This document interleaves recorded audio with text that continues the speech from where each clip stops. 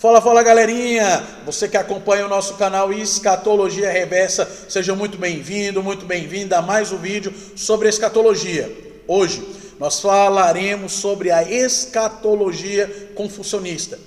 Essa ideologia religiosa, sociopolítica e filosófica, nascida na China no século 6 a.C., tendo como seu principal idealizador Confúcio, ou mais conhecido em língua latina como Confúcio. Confúcio, ao longo da sua vida, criou inúmeras doutrinas que contribuíram para a institucionalização do confucionismo, sendo uma das principais o Junchaio. O Junchaio nada mais nada menos é do que o ensinamento dos grandes sábios ou o ensinamento dos antepassados. Este é um princípio que define o Tao. Sim, o Tao do taoísmo.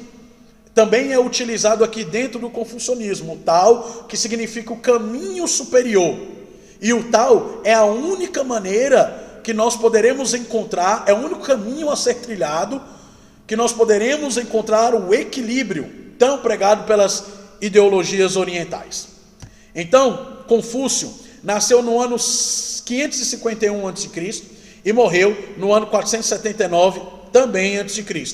Ele é um dos principais filósofos chineses e os seus pensamentos foram compilados em um dos seus mais importantes livros e é tido hoje como uma espécie de bíblia para os confucionistas, que é o livro dos Analectos, onde detém uma série de aforismos filosóficos e de pensamentos desse importante filósofo chinês que foi o idealizador do confucionismo.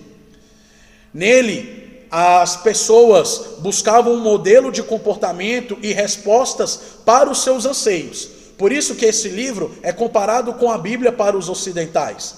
A filosofia desse pensador chinês fazia uma fusão com outros cultos religiosos da antiguidade chinesa, inclusive aqueles que lidavam com deuses e coisas imortais, fazendo nascer assim uma série de sincretismos religiosos, que ao longo da história e das dinastias chinesas irão aí se revelar em outras religiões que serão aí criadas posteriormente ao confucionismo.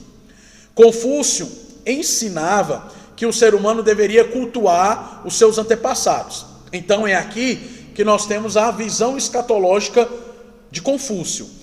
No confucionismo nós não temos uma escatologia geral, nós temos uma escatologia individual, porque o confucionismo não prega a ideia de um único Deus ou de deuses que irão voltar para restabelecer a ordem, para restabelecer a paz e para destruir o mal. Não existe essa ideia no confucionismo. O que existe no confucionismo é a ideia de que o homem tem grandes 5 virtudes, sendo elas amar o próximo, ser justo, comportar-se adequadamente na sociedade e conscientizar-se do céu. Essas são as 5 grandes virtudes do homem. Virtudes essas que são buscadas dentro da doutrina do Junchaio, do ensinamento, do discipulado, do conhecimento dado pelos antepassados, dado pelos grandes sábios. Então, logo o culto aos antepassados é uma forma de escatologia individual, tendo em vista que quando a pessoa morre, ela passa a ser cultuada pelos seus parentes, pelos seus familiares que ficaram aqui no mundo físico. Então essa é a escatologia individual do confucionismo. Nós não temos logo uma escatologia geral. A doutrina confucionista não crê num Deus único. Então logo o alicerce místico da doutrina confucionista é a busca pelo Tao, é a busca pelo caminho superior. Antes do caminho superior, nós temos o Junchaio e os aforismos filosóficos do livro dos Analectos, onde nós temos as principais ideias de Confúcio. Então, antes do Tao, nós temos os ensinamentos, nós temos a doutrina do Junchaio, depois nós temos o Tao, que seria o caminho superior, e logo depois nós vamos ter então aí a conscientização do céu, ou céu propriamente dito, quando acontece aí a separação da alma e do corpo. O Tao, para o confucionismo, é a fonte de toda a vida e harmonia do mundo. Tendo em vista também que um dos princípios do confucionismo é a vida familiar. Sem a família não existia sociedade. E sem família não existe ordem social. Por isso, o conceito familiar é muito pregado dentro do confucionismo, também como uma forma de você alcançar o tal, como uma forma de você alcançar este caminho superior. Logo, os governantes deveriam amar o povo como se fossem pessoas da sua própria família. Logo, o povo, súditos desse governante, desse imperador, no caso, os imperadores aí das longas dinastias chinesas, esses súditos amariam seus familiares e assim uma sociedade de paz, de harmonia, de compaixão, de longanimidade e benignidade seriam criadas a partir dessas doutrinas confucionistas. O tal só seria alcançado a partir então do conhecimento dos grandes sábios.